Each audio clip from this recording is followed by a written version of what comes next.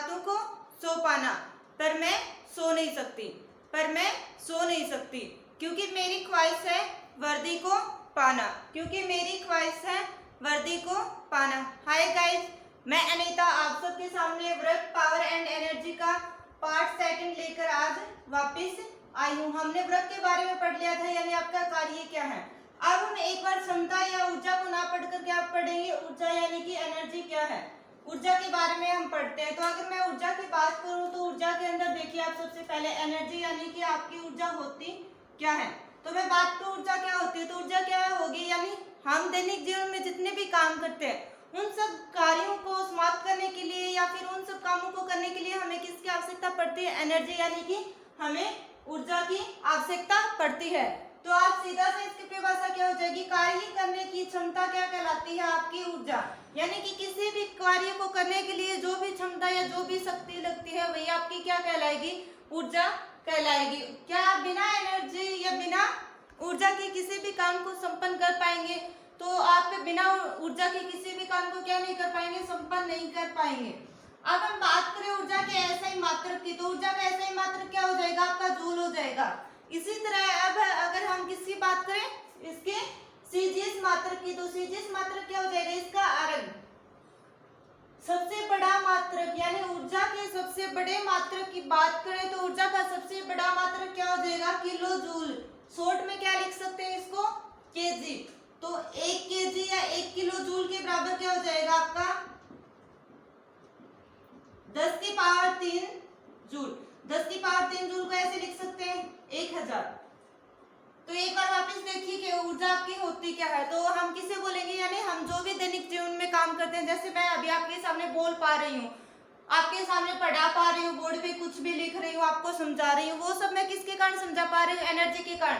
अगर मेरी बॉडी के अंदर क्या नहीं होगी, एनर्जी नहीं होगी, तो क्या मैं आपको अच्छे से एक्सप्लेन कर पाऊंगी, नहीं कर पाऊंगी। इसलिए हम बोल सकते हैं कि दैनिक जीवन में जितने भी कार्य संपन्न होते हैं उन सबको करने के लिए किसकी आवश्यकता पड़ती है, एनर्जी यानी ऊर्जा की। अब बात करें ऊर्जा की परिभाषा की, तो ऊर्जा की परिभाषा क्या हो जाएगी, कार्य करने की क्षमता ही क्या कहलाएगी, आपकी ऊर्जा कहलाएगी। ऊर्जा का ऐसा ही मात्रक क्या हो जाएगा, आपका जूल। सीजीएस मात्रक की बात करें तो सीजीएस मात्रक आपका अर्ग हो जाएगा। इसी प्रकार अगर हम ऊर्जा के सबसे बड़े मात्रक की बात करें तो सबसे बड़ा मात्रक आपका क्या हो जाएगा, किलो जूल। 1 किलो जूल बराबर हम क्या ले सकते हैं, 10 की पावर 3 जूल। 10 की पावर 3 का मतलब क्या है, 1000। 1000 को पावर में लेके जाएंगे तो हम कैसे लिख सकते हैं, 10 की पावर 3। अब हम बात करते हैं इसके बाद में ऊर्जा के प्रकारों की। तो हम यहाँ बेसिकली ऊर्जा के 2 प्रकार पढ़ेंगे। वैसे तो ऊर्जा के काफी सारे प्रकार होते हैं, तो हम 2 प्रकारों में देखिए। तो पहला है आपका काइनेटिक एनर्जी यानी कि गतिज ऊर्जा, कि आपकी गतिज ऊर्जा होती क्या है। अब देखिए, आप नाम से समझने की कोशिश कीजिए, क्या ये गतिज ऊर्जा, तो इसके नाम से ही आपको आइडिया लग रहा है, यानी कि किसी भी वस्तु में उसकी गति के कारण निहित ऊर्जा ही क्या कहलाएगी, आपकी गतिज ऊर्जा। यानी गति के कारण निहित जो भी ऊर्जा होगी वो आपकी क्या होगी, गतिज ऊर्जा होगी। इसका बात करें गतिज ऊर्जा को किससे डिनोट करेंगे, तो इसको के यानी काइनेटिक एनर्जी से लिखेंगे। काइनेटिक एनर्जी इक्वल क्या हो जाएगा आपका, हाफ mv स्क्वायर। m क्या है यहाँ, द्रव्यमान। v की बात करें तो v यहाँ वेग है। अब हम इसके एग्जाम्पल की बात करें तो इसका एग्जाम्पल देखिए, पेड़ से गिरता हुआ फल, यानी कि ये क्या है, पेड़ है, इसके ऊपर फल लगे हैं। ये फल कब होगा, जब इसके अंदर गतिज ऊर्जा, यानी या तो तेज हवा चलेगी या हम जो पेड़ की शाखा उसके ऊपर डंडे से प्रहार करेंगे तो ये फल नीचे गिरेगा। यानी पेड़ से गिरता फल किसके कारण, यानी गति के कारण वो फल नीचे गिरेगा। बात करें नदी में बहता पानी, ये मान लीजिए नदी है, इसमें ये जो पानी बह रहा है ये किसके कारण है, गतिज ऊर्जा के कारण। अब हम बात करें तेज हवा, यानी तेज हवा का चलना भी क्या है, आपकी एक प्रकार की गतिज ऊर्जा। उड़ता पक्षी, यानी आसमान में जितने भी पक्षी उड़ते हैं वो किसके कारण उड़ पाते हैं, गतिज ऊर्जा यानी काइनेटिक एनर्जी के कारण। तो एक बार देखिए गतिज ऊर्जा किसे कहते हैं, तो किसी भी वस्तु में उसकी गति के कारण जो निहित ऊर्जा होती है वही आपकी क्या कहलाती है, गतिज ऊर्जा कहलाती है। अब अगर हम बात करें काइनेटिक एनर्जी की, कि आपकी काइनेटिक एनर्जी होती क्या, तो हम क्या बोलेंगे, हाफ mv स्क्वायर। m क्या है, या मास, द्रव्यमान, v वेलोसिटी यानी वेग। अब इसके एग्जांपल्स की बात करें तो पेड़ से गिरता हुआ फल, नदी में बहता पानी, तेज हवा, उड़ता पक्षी, ये सब किसके एग्जांपल हो जाएंगे? आपके गतिज ऊर्जा के। उसके बाद आपके आता है स्थितिज ऊर्जा की। आपकी स्थितिज ऊर्जा होती क्या है? तो देखिए, किसी वस्तु या पिंड में उसकी स्थिति या विनाश के कारण जो भी ऊर्जा उत्पन्न होती है वही आपकी क्या कहलाएगी? स्थितिज ऊर्जा। यानी किसी वस्तु या पिंड में उसकी स्थिति या विनाश के कारण उत्पन्न जो भी एनर्जी होगी वही आपकी क्या कहलाएगी? स्थितिज ऊर्जा। इसको बोलते हैं पोटेंशियल एनर्जी और इसको डिनोट करते हैं यू से। तो U बराबर क्या हो जाएगा? mgh। m आपका द्रव्यमान, g यहाँ गुरुत्वीय त्वरण है, गुरुत्वीय त्वरण। h की बात करें तो h आपकी हाइट यानी ऊंचाई है, इसका मान 9.8 मीटर पर सेकेंड स्क्वायर। अब देखिए इसके एग्जांपल में क्या हो जाएगा? तने हुए धनुष की स्थितिज ऊर्जा।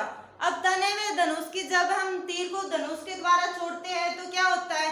वो अपनी स्थिति से दूसरी जगह पर जाता है और धनुष जो है तनने के बाद जैसे ही हम तीर को छोड़ेंगे तो वो वापस धनुष क्या होगा? अपनी प्रारंभिक अवस्था में आ जाएगा। अब बात करें एक स्प्रिंग की। मान लीजिए आप कोई भी स्प्रिंग ले लीजिए, ये आपकी स्प्रिंग है, आपने इसको थोड़ा सा बढ़ा दिया यानी इसको खींचा तो ये ऐसे हो गई। इसको खींचने के बाद अगर मैं इसको छोड़ दूंगी तो ये वापस क्या हो जाएगी? अपनी प्रारंभिक अवस्था में आ जाएगी। यानी आप कोई भी स्प्रिंग या रबड़ लीजिए, उसको आप जितना भी बढ़ाएंगे वो एक ही स्थिति तक बढ़ेगा, उसके बाद उसको छोड़ने के बाद वो क्या करेगा? अपनी सामान्य अवस्था में वापस से आ जाएगा। तो ये सारे आपके किसके एग्जाम्पल थे? स्थितिज ऊर्जा यानी पोटेंशियल एनर्जी। अब एक बार पूरा जितना हमने पढ़ा डिटेल से वापस से एक बार मोटा मोटा देख लेते हैं। बात करें एनर्जी यानी ऊर्जा क्या होती है, तो ऊर्जा क्या कहलाएगी? आपकी किसी भी वस्तु के कार्य करने की क्षमता ही क्या कहलाएगी? आपकी ऊर्जा कहलाएगी। अब अगर मैं बात करूं ऊर्जा के एसआई मात्रक की, तो ऊर्जा का एसआई मात्रक क्या हो जाएगा? आपका जूल। सीजीएस मात्रक की बात करूं तो अरब, और ऊर्जा का सबसे बड़ा मात्रक किलो जूल, इसको हम केजी से लिखेंगे और 1 किलो जूल बराबर कितना होता है? 10 की पावर 3 जूल। उसके बाद हम क्या करते हैं? ऊर्जा के प्रकारों की बात करते हैं। तो ऊर्जा के कितने प्रकार हैं? 2 प्रकार, गतिज ऊर्जा और स्थितिज ऊर्जा। नाम से स्पष्ट हो रहा गतिज ऊर्जा यानी किसी भी वस्तु में उसकी गति के कारण उत्पन्न ऊर्जा क्या कहलाएगी? गतिज ऊर्जा। और स्थितिज ऊर्जा यानी किसी भी वस्तु में उसकी स्थिति के कारण जो भी ऊर्जा उत्पन्न होती है वो स्थितिज ऊर्जा कहलाती है। इस प्रकार से आपके 2 टॉपिक क्लियर हो गए, वर्क और एनर्जी। कल जो है हम पावर यानी शक्ति या क्षमता के बारे में पढ़ेंगे। अगर आपका कोई भी डाउट हो तो आप कमेंट बॉक्स में कमेंट करके जो है हमें बता सकते हैं। और अगर आपको क्लास अच्छी लगी हो तो जितना ज़्यादा हो सके उतना क्लास को आगे से आगे शेयर कर दीजिएगा। जय हिंद, जय भारत।